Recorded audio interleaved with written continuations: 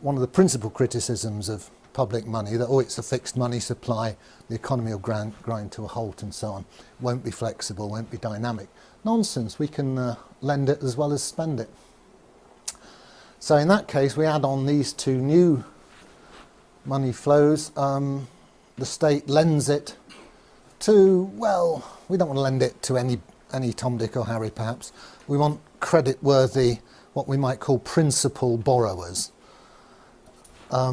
Typically a bank, and the banks could perhaps participate in reverse auction. The state could say, well, here's 100 billion new money, we're going to lend it to the best bids. Okay, you guys submit your IOUs and we'll choose the best one. So it's a nice free market way of doing it. It has a side effect that wholesale interest rates are set by the market and so on. So don't get fazed by people saying that our money supply is fixed and inflexible. There's other ways of doing it. Obviously the state can lend zero interest to public infrastructure projects as well. I'm just highlighting this because it's something I've been discussing with Bill Still, who's on the libertarian ticket, and he wants some free market answers to meet his critics. Right, here's a basic operation. It's how the banks make their profit, among other ways. It's the main way they do it. So banks have this neat way of adding numbers to your loan. You know, you take out a £100,000 mortgage and you look at it in a few months' time, and if you've not been meeting all your payments, it's suddenly 101,000.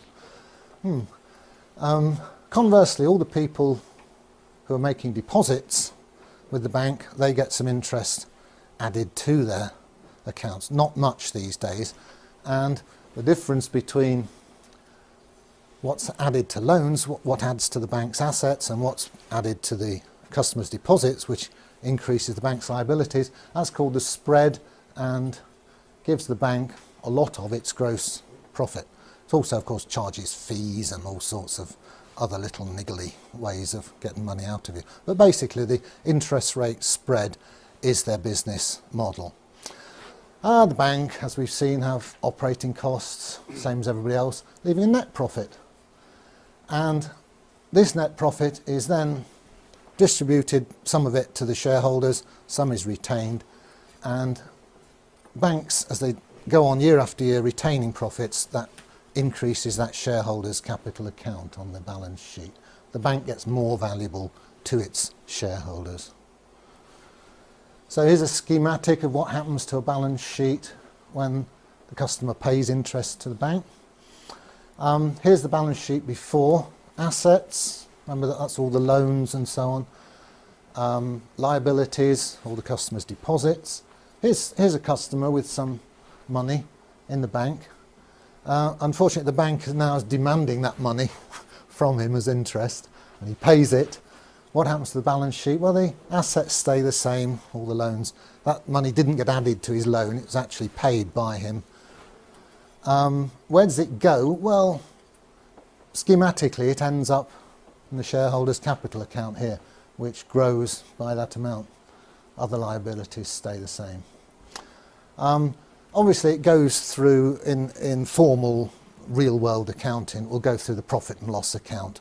But profit and loss accounts are regularly reconciled into the balance sheet. So we can say schematically that this charge on the customer, the interest, is ending up, to a first approximation, as shareholders' capital. And remember, if you wind the bank up, this is perfectly spendable money. Yeah. Conversely, it's just when the bank pays a little bit of interest to a customer, well, here's the shareholders' capital account, and it shrinks and the customers get some new money. That's a liability to the bank. So it's just the opposite of the previous slide. There's the gross interest charged on loan. There's the interest paid back to depositor. The difference is the gross profit, which it's sort of a bit skew that it accumulates on the liability side of the bank's balance sheet, but all that means is that the shareholders have dibs on it, should the bank be wound up. Okay, I'll switch tack now to the basic structure of the UK banking system, which is a two-tier system. There's a bunch of banks, high street banks, Lloyds, HSBC and Barclays, etc. And the customers interface with those commercial banks. We deposit our money there and we take loans from them. Each of those banks has its own reserve account at the Bank of England, the central bank. As we'll see, the numbers here that the banks have on their asset sides have different qualities to the numbers here, the ones we get to use, or renter currency. We can't get our hands on the stuff there, unfortunately, although we own it, the bank. So here's a schematic of the two-tier money system. Here's us out here in the economy using what are called broad money numbers. Those ones that have been lent into existence, they're just called broad money. There's a lot more of them than what's called the base money, which circulates between the banks. Goes from one reserve account to another within the computers at the Bank of England. So, interesting points. The causality goes that way. We do all our business, run our economy, and then at the end of each day, behind the scenes, the banks do interbank settlement using these base money numbers. And very interestingly, there's no crossover between, there's no direct crossover between the circulation of these base money numbers between the banks themselves and the circulation of the broad money numbers which you and I get to use. That curtain puts a barrier between them. There are ways, there are conduits between the two. Technically, you can buy and sell gilts here, and you can buy and sell gilts here, and the banks can order physical cash here, and we can get hold of physical cash. But as regards the electronic money, that's more or less all of our medium of exchange, these two circulations are disjoint, they don't cross over.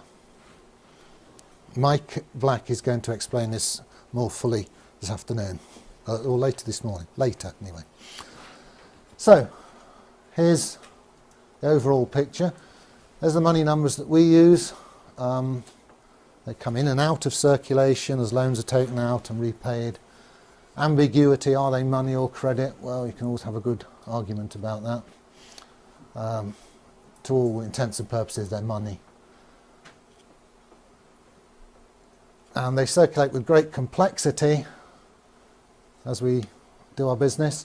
And then basically at the end of each business day, the huge number of money transfers of this sort of broad money is settled by net transfers of this sort of base money. As I said, there's far fewer of these base money numbers. They're internal to the banking system, and crucially they're issued debt-free by the Bank of England. It's been doing quite a lot of that lately with quantitative easing. The more money numbers you have in this part of the system, the more easily the banks can settle their differences at the end of each day, because they don't always actually transfer the numbers to each other. Sometimes they have to lend them to each other, and of course then you've got to trust that the bank you're lending to is going to pay you back, and if they look a bit shaky, you're a bit more reluctant to lend to them. So it's quite complicated what goes on here, the inner workings of the system. I like to think of it like this. Because of the disconnect between the two circulations, we're almost moving to a system where we the people, the users, get to use these funny money numbers, and the guys running the system are settling up between themselves at the end of each business day using these other numbers. And there's getting to be such a disconnect between them, they might as well be using Smarties to settle up, because their game is to make a very good living by making the rest of us use their funny money numbers. And we gradually, since the Second World War, we've moved incrementally into this, what's now a scam. I think I'll leave it there then and take questions.